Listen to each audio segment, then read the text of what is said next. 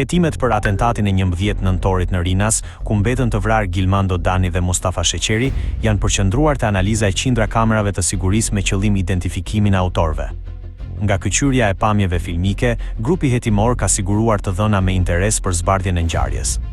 Sipas mediave, autorët, pasi kryen atentatin dhe dogjën mjetin tip Toyota me targa greke, janë larguar nga zona me një automjet të kamufluar si ambulancë.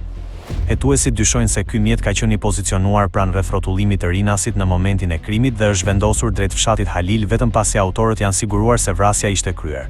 Pas ngjarjes, mjeti Toyota u dogj në një zonë të pyllëzuar dhe kodrinore në fshatin Halil.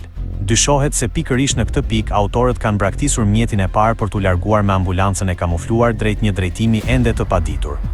Hetimet vijojnë për identifikimin dhe kapjen e personave të përfshirë.